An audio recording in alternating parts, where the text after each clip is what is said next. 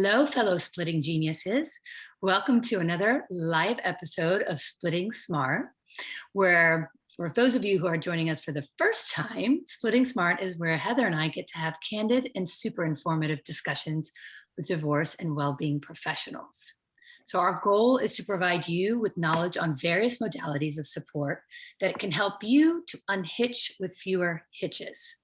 And in today's conversation, we're going to talk about health and the well-being of yourself and how important it is to keep yourself healthy, nurtured, and fueled while transitioning through your divorce. We will discuss why it is so hard to find a healthy balance and how undereating and overeating are a result of something more than just making bad health choices. Our guest today is Jill Gulotta, who is not only a divorce coach and a health coach, but she is someone who had her own health challenges during her divorce. And today we will find out how she helped steward herself through the bad health habits and how she helps other women do the same. I am Lila Aiken Ali, a mom, a divorcee, a divorce coach, and the founder of Split FYI. And I'm Heather Steer, a divorcee, CDFA divorce coach, mother of 2 girls, and the co-founder of Split FYI. Before we introduce our next guest, since we are live, I wanted to mention that if anyone does have any questions, I am monitoring them. You can put them in the chat box, and we're going to do our best to get to them before the end of our live. If there aren't, you can also, or if you have questions after the live, you can put them in, and then we will work on follow-up question or answers as well.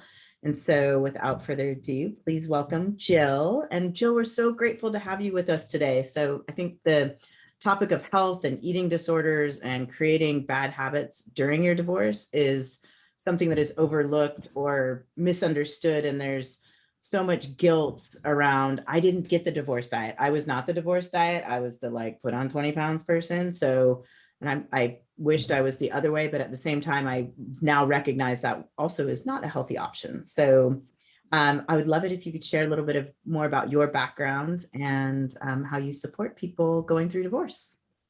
Yes.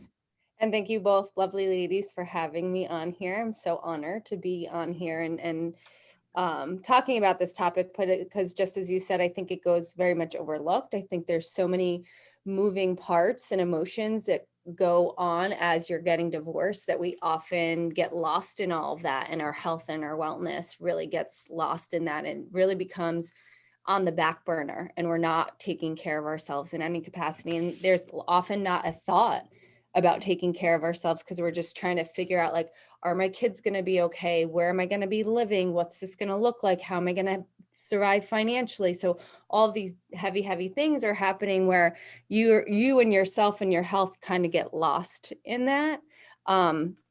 So my background is I'm a registered dietitian, and I started that before I started doing the divorce coaching. And one of the biggest drivers for my profession as a dietitian was I suffered with my own eating disorder. And what it did for me, not only health-wise, but emotionally, mentally, was very draining. And it really took a lot of joy out of my life. It wasn't engaged in my life. And I never wanted women to go through that. So I went back to school. I became a registered dietitian.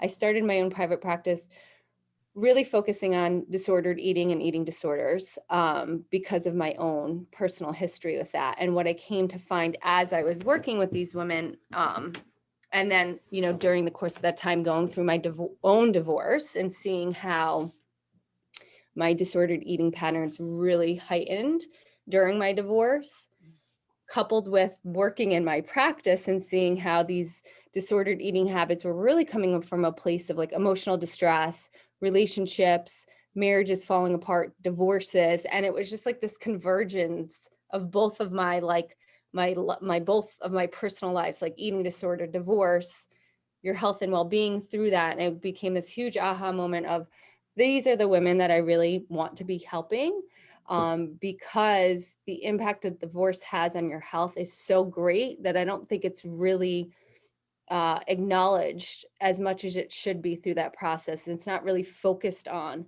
as much as it should be when you're going through this. Like I said, I think it gets put on the back burner. I think there's so many other what we think are bigger pieces at play that we need to expend our energy on, that we forget about ourselves. Oh, totally. I think in the hangover you can have as a result of these bad habits can, linger for years. There's Mm-hmm. a hangover and there's also the empty tank, right? So it's on, while you're going through it and then later on. And I know that, interesting enough, it's like while you're going through it and you're not recognizing what's happening to your body. And like Heather said, it's like the hangover afterwards, all of a sudden your body just like, I don't know how many people say, oh my God, it's like once that divorce paper was signed, I had pains everywhere. It was like almost all of a sudden your body just lets go. I have pains everywhere, headaches. I didn't even realize how white I was. My eyes got black. So like you don't even see it while you're going through because you're not stopping and actually taking stock of your own health and what you're putting yourself through. Yeah, So I it's a remember. sign. Mm. Yeah, like I remember friends of mine, and I think it's interesting that you said that, is like you might not even realize because you're in the mix of all this other stuff. Like I remember people being like, and I found this after the fact, like, is anybody going to talk to her about her weight? Because I was like emaciated Right. and I didn't see it because I was struggling with all these. And hindsight's 2020. Obviously, I look back and like my eating disorder tendencies came back tenfold, but I was so focused on the heaviness of a divorce that my health and well-being was like not even anywhere on my radar, to the point that like I didn't realize how terrible I look, and then I didn't realize really what I was doing to my body. I mean, I remember I was like surviving on like a large iced coffee that I would like drink throughout the day. Right. And people were like, is that anybody gonna like talk to her about her weight? Like she looks terrible. And they're scared to approach you with that because you're already going through so much. And a lot of people really don't know how to handle those conversations. And quite frankly, I think it'd be hard for you to also hear them while you're going through something like that. It really takes a lot of understanding and checking in on yourself, which, to what we're saying, nobody gives themselves that time to do at all. And like even the signs, like, you make little flippant conversations and say, oh God, I've had headaches, or I'm not sleeping well. I mean, we say these things, we don't take stock of what we're saying and saying, oh my God, wait a minute, I'm saying way too much. I'm not sleeping well. I have headaches, my stomach hurts. Your stomach, probably because you're hungry, or, there's so many things that you just say it flippantly without really being like, what am I saying to myself? And maybe I need to change this. And I think sorry, go on. yeah, no, I also think there's a component of like, you almost feel like that's what you should feel like when you're going through a divorce, right? We always tie this in like, yeah, you're going through a divorce. Of course, you're not going to be sleeping, or you're going to be overeating or undereating or stressed or have headaches all the time. It's almost this like resigning to the fact, well, of course I feel like shit. I'm going through a divorce. No one's saying you're going to feel happy, but like you can still feel healthy and take care of yourself as you go through this process. And I think it's even more important during this process that you really focus on taking care of your health and wellness, because you need the strength to deal with the emotional stuff that comes along with it. But I sometimes feel like we're almost resigned to be like, of course, this is what it's like. Of course, I feel terrible. Of course, and we almost like accept that our health is going down the tubes because we think that's what it should feel and look like when we're going through divorce. And I think for me, when I coach women, it's a really important pillar of what I do, like self-care and health and nutrition, because it really does get overlooked through this process, I think. 100%. I think that, I mean, we're all a victim of it. We've all been through divorce ourselves, right? So we know that pain, and we know that, understand that it's the last resort. Like, you're like, I don't have time for that right now. I don't have time for me right now. I have to think about it. What changed? And I remember what snapped in my brain. And literally, I was like, would I want my daughter not to eat, not to sleep? And do I want her crying 24 hours a day? Because that's what she will be doing if she doesn't eat and she doesn't sleep, right? So it was like, how would I treat my kid? Treat myself that way? Like, why am I not sleeping? And why am I not eating? And why am I, these are the things that, it's the only way that I could start shifting a little bit of that care piece. Like, care for me, do it. It's okay. Don't feel guilty about it. It's okay to stop, right? So how do you get, how do people, what's that, like there's not a magic thing, but like how do you do to help people really understand that value piece of their health, besides us talking about it and trying to get people to understand? I think what, and I am similar to you, and I have that moment where I remember where it was like, you got to get it together here. I think I speak to women a lot because a lot of them I work with do have children that are going through divorces. Like, and this is a comment that resonated to me. I met this random woman on a beach. I was like drowning in my own stuff. I had my youngest son strapped to my chest. Like I just looked like death. And like this random woman stopped me, and I started having a conversation with her, and just, I don't know, and kind of unloaded to her. And she was like, you are the ship and the ship cannot go down. Right.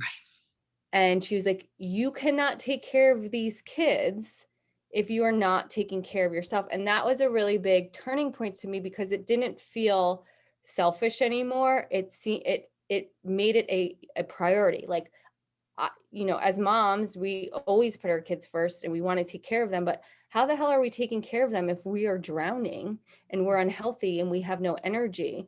And so that was a really pivotal moment in my own self-care and really taking stock of like, wow, you really need to get this together and start taking care of yourself, because you won't be the best mom for these kids. And it's what I help women kind of see, because I think when you can shift away from it feeling selfish and taking away from things to put time into yourself and turn it to like, it's a priority and you have to, because you have to show up for your kids.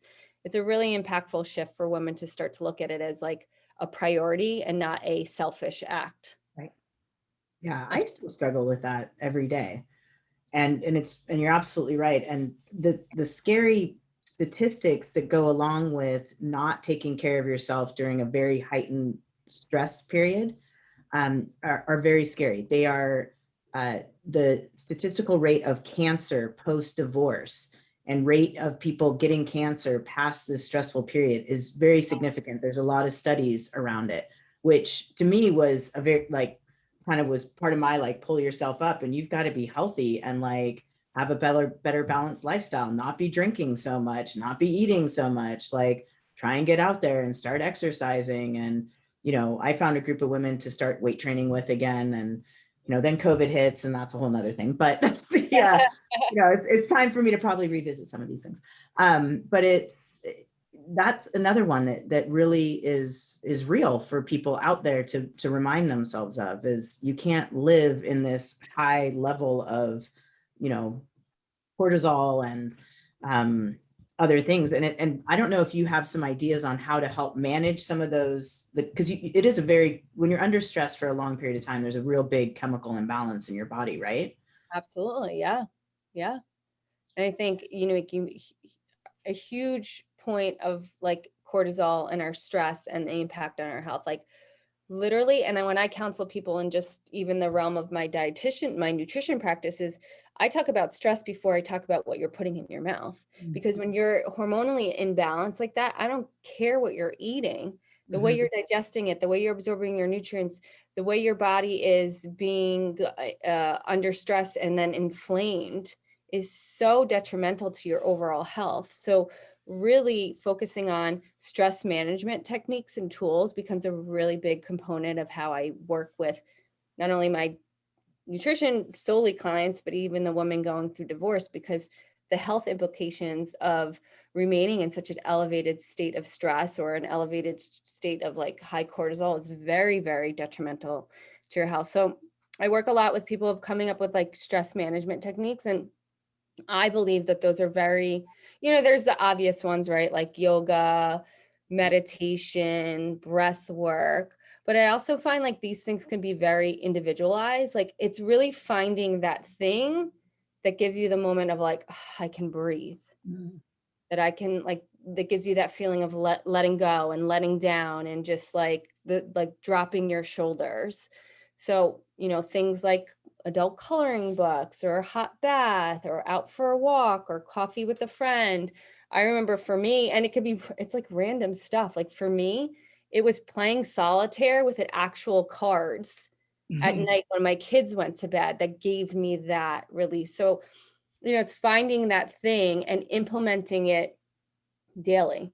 right? Yeah. Even when like, well, I'm not stressed every single day. I'm like, no, there's a baseline stress that like you need to manage that every day. You don't need to be in this heightened state of stress to be like, okay, let me think of my stress management like tool to implement here. It needs to be something that's consistent each day where your body starts to have that feeling daily of like, I can breathe and It's giving almost your like Pavlov's dogs, right? Like you train yourself like, this is my moment. I'm going to check out. I was the adult coloring book person. I found a place to go and just color. I loved it. That was great. The solitaire one is awesome.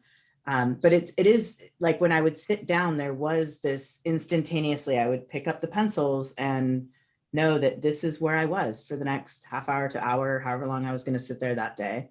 I think that is awesome. And it isn't, to your point, I love the creativity outside of the yoga, the breath work. And people are like, that's not my jam. Like I was the color, or I would do a jigsaw puzzle, right? I would sit oh, at that's another great one. Yeah.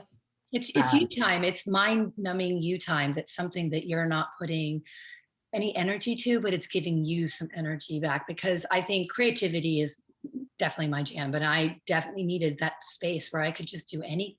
Like even sculpt, take a clay, I take my daughter's clay and be like, Mom, I'm just going to make something out of this. And just using my hands, for me, it was like, I'm not thinking anything but this, even though it was a creation that didn't even make sense. It didn't care. I didn't care.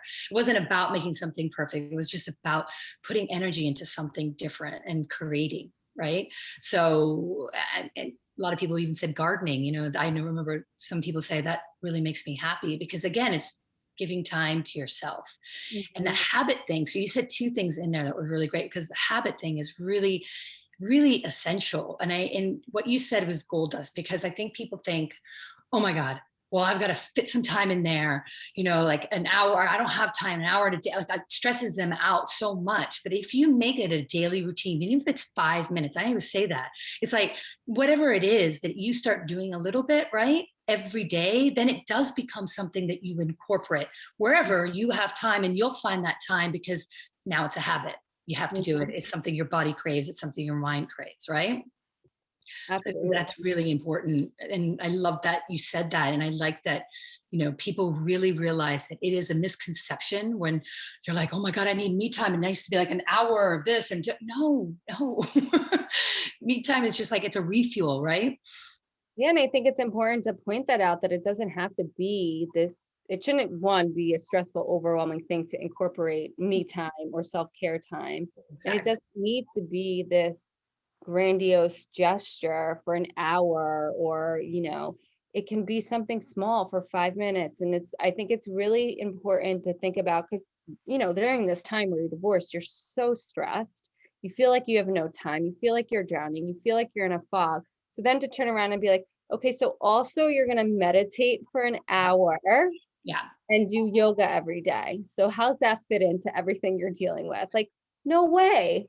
So it's like really, and this is how I practice in both capacities, is like habit change and behavior change.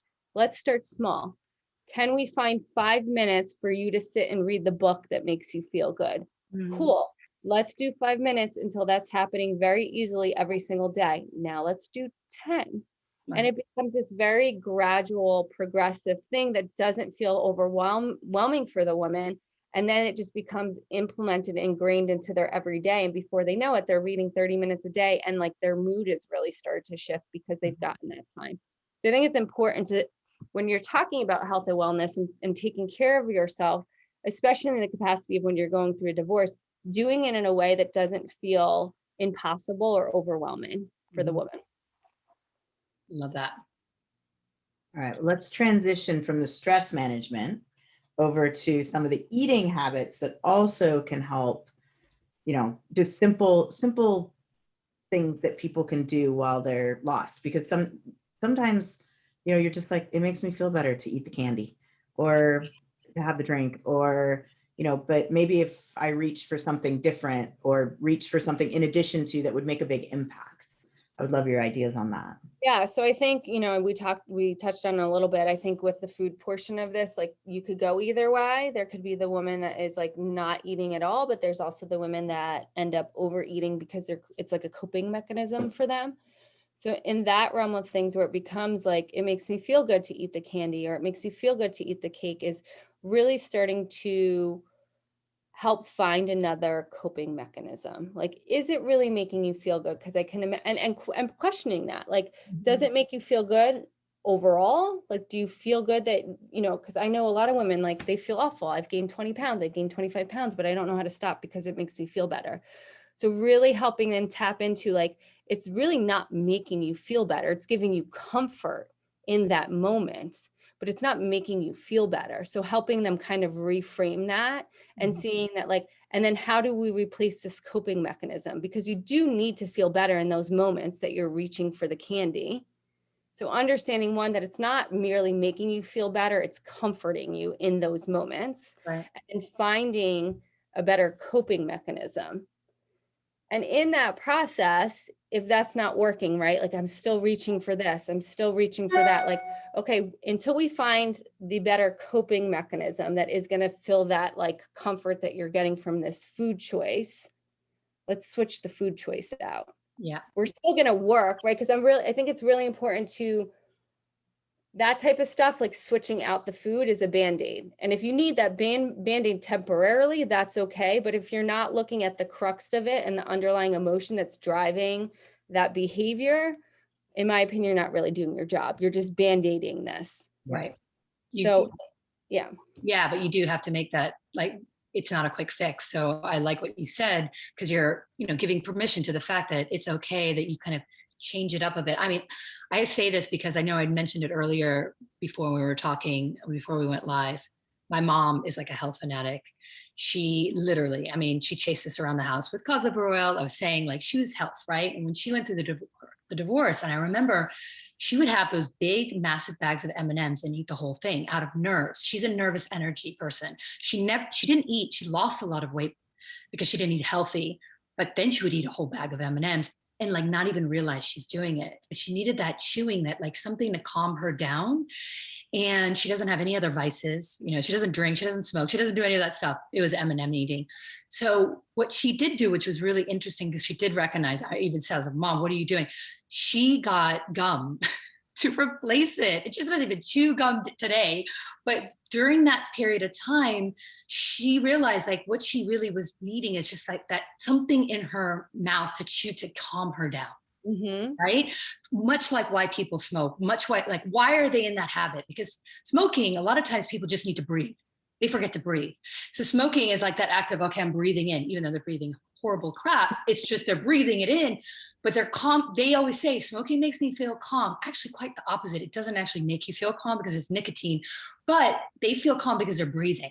Mm-hmm. Right. So it's that same thing. So she figured out, okay, it's the chewing. So she replaced it with gum. I mean, it's so funny because I think nowadays when she sees like an M&M bag, she's like, oh my God, I was there once. But it's an interesting, and it's true, it's one thing for another, but at least it's a healthier option for that period of time, right? Yeah, and I think it's important to make that switch, right? Because if you're not actually feeling good doing this, and it's not healthy for you, but, like, sometimes it's hard to remove that habit because it's providing some sort of comfort. So in the meantime, while you're looking to tackle the underlying emotion that's driving that behavior, absolutely switch it out with something that's a better option. Mm-hmm. Or if you're looking for just a distraction in the moment, because I think sometimes people, and I'm sure I probably did this, you need something to be focused on besides all that's going on up here. So then it's like, I'm going to go focus on making something, or like I love to cook. So I'm like, I'm going to go cook myself some food or do that. And it might be better if I walked over to the jigsaw table or, played a game of solitaire or did, go walk my garden. And so I think that's a great piece of advice, to be like, well, let's curb that path away from the bag of M&Ms or the refrigerator and maybe, redirect it to something else. But What's the better coping mechanism? And I think it's important to point out, like, that takes time, right? Just to tell someone, like, okay, let's stop with the cookies and then go do the jigsaw puzzle instead. that might not happen for weeks, and people are going to like, so I think it's like giving someone grace and understanding, like all of this, like shifting your habits and starting to implement stuff that is better for your health and wellness takes time. So it's not a process of like, it's going to change right away. And if it doesn't, you should beat yourself up. But like all of this stuff is very challenging. It's not easy. It's very emotionally driven, and starting to implement habits and behaviors that are driven by emotions takes time to change, and like giving yourself patience and grace during that period is really important. Very important. And it's really hard to do when you're, again, just so overwhelmed with the entire transition that you're going through. But I did something that Yeah, I think it's important.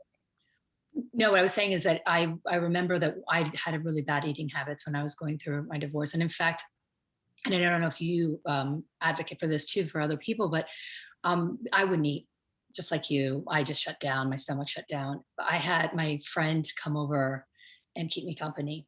So I made sure that I was eating. And, you know, with the act of her being there with me and being in company with me, it helped me be like, okay, it was the company, it was the thing. I just didn't want to eat alone. I was, you know, and your stomach kind of, physiologically, things do happen in your body that also hinder you from, right? So those are things that you do have to recognize. And, you know, it wasn't because it was what I wanted. It was like, literally, I'm like, I can't even think about putting food in my mouth. And my friends would come over, you know, whoever it was, they'd take turns and they come over and they make sure I ate just for, it was a period of time. And then your stomach starts opening up and it's like, you know, so ask for that help, right? Oh, absolutely. Absolutely. And I think, you know, on the other side of the spectrum with people that aren't eating, what I always say is like, I honestly don't care what you're eating. If you're not eating and the one thing you can find yourself eating is like a bagel, please, by all means, like eat the bagel, have the slice of pizza, because it's getting nourishment into your body at the very least. So I really encourage people when they are in the space of they're not eating at all, like just eat something. Like don't even think about like, oh, I need to have the kale salad today. No, you need to have the slice of pizza. Like just with eat whatever you can eat, because you're in a place where you're not eating at all. Like get something Mhm. in. yeah, it's true. I want to reflect back too, because I think, Lila, you made a really great point of asking for help when you know that you're struggling with this. But B, Jill, you said earlier how people didn't come and talk to you. And you're talking about the stigma of divorce that people already struggle with having a conversation with anyone about, right? We all know that, you know, and a part of why Lila and I have started what our Split FYI is because it's creating the community around the fact that like your friends scatter to the wind. So not only have they scattered and then they're seeing you, you know, dropping your kids off or whatever, then they start seeing you dropping all this weight. And it's like, whoa, there's like a double whammy here because both of those things are uncomfortable topics. Like, Or you even know, gain we all whisper about the person who's starting to look anorexic, even when they're like happily married. And then now we're also talking about this person's going through divorce and they're going through this. You sort of freeze a little bit in interacting with these people, but and I think the onus on the observer could be, or some ideas could be like, hey, just let me know if there's anything I can do to help you as you're going through this tough time. Yeah. Or, you know, there's some suggestions of you two being in that situation of, hey, how do you approach those people? It's already hard enough. Again, like the divorce part is just asking them what they need. And as the divorcee, being prepared to ask or tell people what it is that you need. Yeah, I think it's important for like the person observing it. Like you don't have to be intrusive, but you could just say, hey, I know you're going through a hard time and I'm here if you need anything at all. Like that in itself feels really good for somebody that's like feels like they're drowning. And I also think for the person going through it is like not feeling ashamed for needing help. I know for me, like I was embarrassed. I felt like a failure and I was ashamed. So then to turn around and be like, okay, I totally like failed here and now I need help felt so horrible. Right. And I'm like, I made this so much worse for myself. Yeah. It's When the I double finally got, whammy. yeah, like when I finally got to a place of like asking for help, I'm like, why didn't I do this forever ago? So like really for the women that are in this deep right now, like do not feel ashamed to get help. You need it. You need it at this point, and there's nothing wrong with needing it. And I recognize back, looking back, like asking for help is a sign of strength.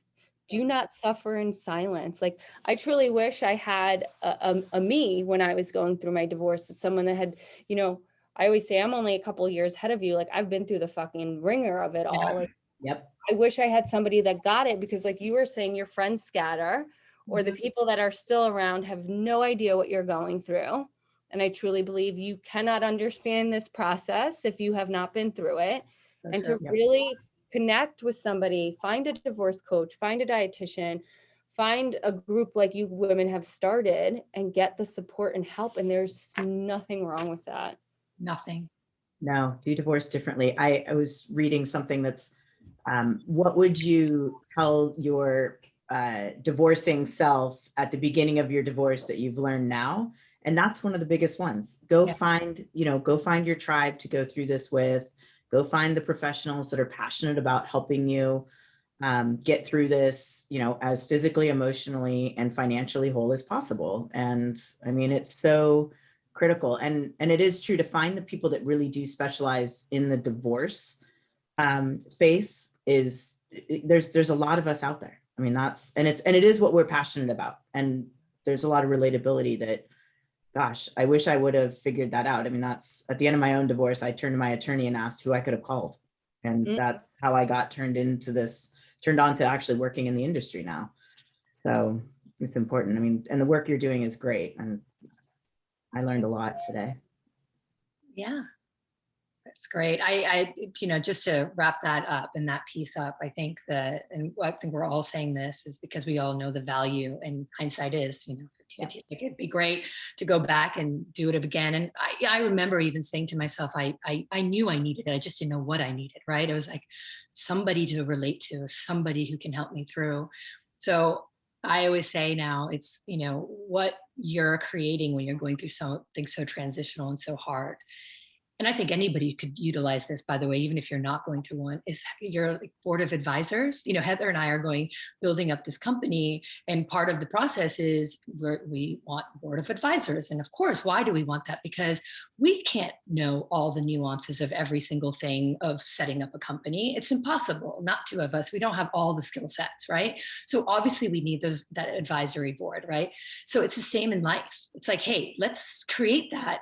And they don't need to be, by the way, your loved ones, your family, your best friends. They don't, because a lot of times those people actually are the ones who are giving you, just kind of there with you in the pain, or like commiserating with you, or, kind of, and it's all great that you have that, because it's like sisterhood or brotherhood, whatever it is. But it's really important that you've got those people that are giving you solid and get it. Like that person who had literally said, I'm going to come and sit with you. She wasn't our best friend at all.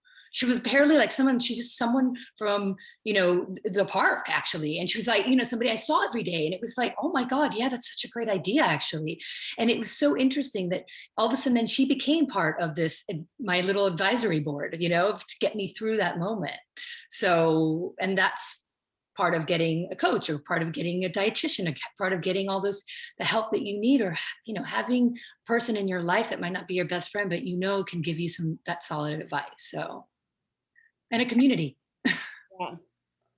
I think all of that is so integral in going through this. Like, do not go through it alone. Find your tribe, find your people, find your person, and have them with you as you transition through this. I wish I had. Yeah. I think why I'm so passionate about helping the women that I am is because I feel like I did it all wrong, and I wish I had somebody showing me how to do it better. Right. Yep. Yeah. No, Right. that's very true. But you learned a lot. And, through that process, it's like, well, at least you're able to now be like, okay, so my trials and tribulations, let me help you. Exactly. Let me reach down and pull you up and get you above. Yeah, here's a list. Thanks. Thank you, Jill, so much. This has been such a great conversation. Has there been any questions, No, I Heather? don't see any right now, but again, people, if you do have questions, if you're watching this later, stick them in the chat. We'll put Jill's contact information Yep. as well in And there, how to so find her. reach out to her as well. Yeah. Thank you, Thank you Jill. so much for having me. Great. Thank you, sweetie.